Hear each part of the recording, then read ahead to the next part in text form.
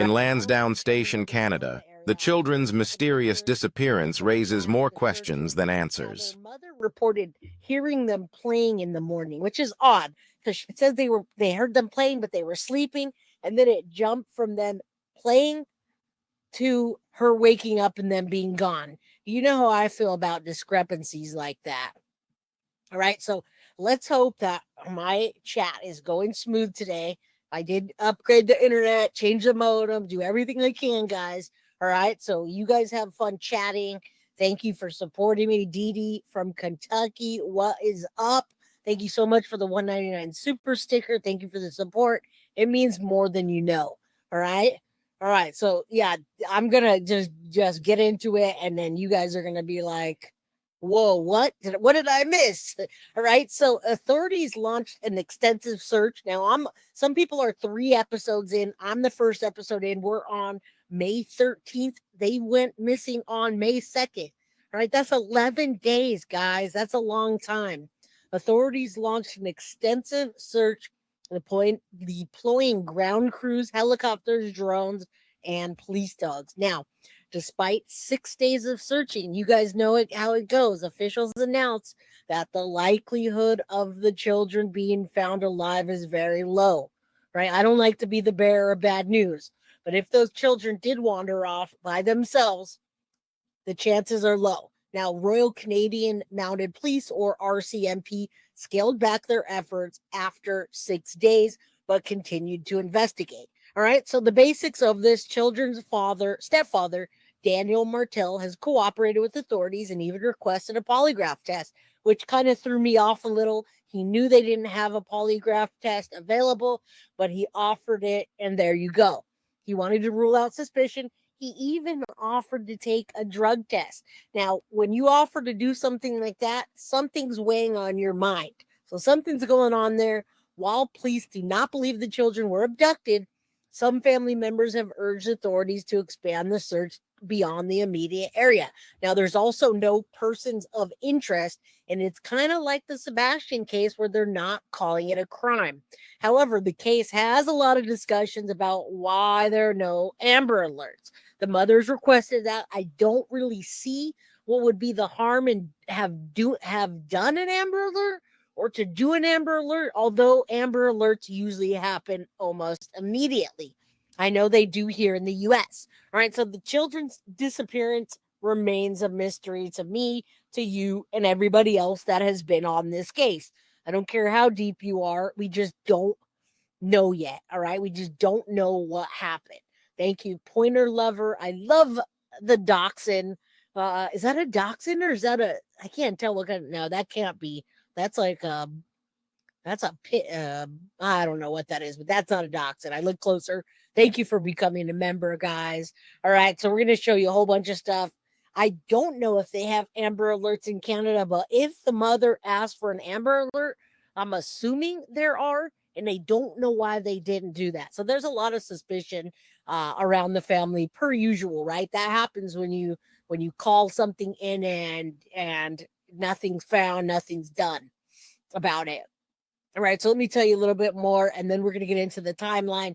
I did find Nina Nanaska sent me a timeline, and also thank you, Tiff, for helping me get this case together so fast. Now, yeah, people are speculating about the mom taking off and saying that they asked her to leave the property. Maybe she got into a fight with somebody. She blamed somebody, and they told her to get out of here. But something's not right, Anna, about her leaving the house with her young child, I believe, and leaving the boyfriend alone. Yeah, I don't know, but we're gonna look into that, and yeah, I thought that too. I just wasn't sure. Let us know. We want to know. Oh, it's a pointer. Okay, Pointer Lover. There you go. What am I thinking? All right, you can look at the children's photos and see neglect. You see the dark circles, kind of skinny. I mean, the property alone, guys, it's giving me Summer Wells vibes. Summer Wells vibes. Now you say, well, GSP, that's some kind of energy.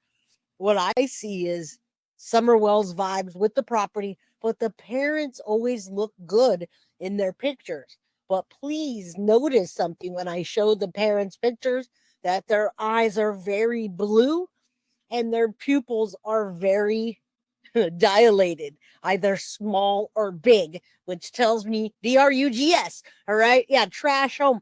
Even the RV excursions that we go into that's just temporary is much better and different than the housing they have, which again, we're going to get into that. All right. That property is an accident waiting to happen. Summer Wells. Thank you for saying math addiction. You're absolutely right. Summer vibes, and we'll call it math addiction. All right, guys. All right, so I do want to leave the pictures up for a little bit more as I talk about this, and then we'll get into a little bit more. That's way too young. All right, 4 and 6 years old. The girl Lily is 6. Jack's 4. Now, I want to give you a basic. I don't want to play this again unless we do another episode. But there was a press conference, and McCannon, that was leading the press conference, says a number of factors are taken into consideration scaling this thing back, which includes the age of the children, missing, the weather, how long they've been missing, and what area has been covered so far. They also say that considering the likelihood that they're alive right now is very, very low, guys, unless they were kidnapped and they're in someone's house. All right. Now, they say if we thought they were alive right now, we'd still be out there searching. All right. I'm going to go through this timeline with you real quick. They did a fantastic job on the missing siblings case files of missing and endangered. I'm going to just go over this with real quickly for those of you that haven't seen this, and you're going to think twice about the case. All right. You're going to think twice when you look at this again, because so many things come up in my mind as I'm going over this. Now, I have been following this, and I do have up-to-date information once we get there. I do appreciate you guys so much for being here with me. I'm going to give you the timeline, and then I'm going to show you some pictures of the people, the house, the searches, and then we're going to get all into that. You guys know we like to do the deep dives here, so thank you. I appreciate all of you for being here so much, because we have to come together. It's not in the United States, but Canada, right? Canada is not far, and we got a lot of friends there. All right, so I'm going to pull this down, and I'm going to show you. We're going to go over the timeline real quick. It may spark something up. I am going to tell you that April 29th, 2025, which is 3 days. Listen, guys, 3 days before they went missing, we're not really sure. We're going to have to double back around on April 29th and really think about if those children were there before the search happened, before 911 was called. We don't know. We never actually saw them. Now, with Sebastian, I'm just going to use that as a point of reference. We saw him at the Outback, and then we don't know. We saw him get in the car and that whole exchange, but we don't exactly know what happened after. We don't know if he ever made it back to the house, right? Play some creepy horror music while looking at the family pictures, and the hairs on your arm will stand up. Well, guess what, Kelly?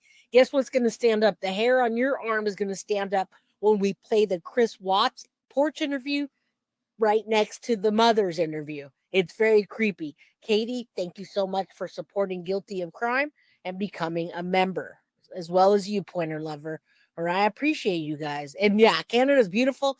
Nova Scotia is all the way, like almost at the end of the other coast. All right, Nanaska, I did get your email. Thank you, thank you, thank you, thank you.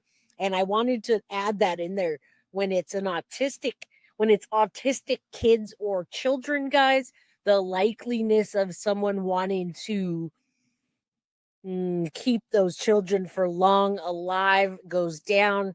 And the parents keep on talking about that. It seems like nowadays all the children going missing are artistic. What's up with that? All right. Jay, Malia's brother kept a 15-year-old against their will at the trailer. All right. We're going to get into all that. Thank you, The Real Gemini. We're going to get into this very crazy thing. So the last day, you see these kids here. Lily and Jack attended Salt Springs Elementary, a small rural I can't say it, rural school, about 18-kilometer bus ride from their home. There was no school the next day, and the children were kept at home on May 1st and 2nd due to Lily's cough. All right.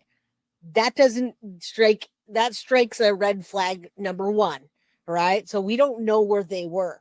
Now, May 2nd at approximately 10 a.m., Malia calls 911. That's the mother to report Lily and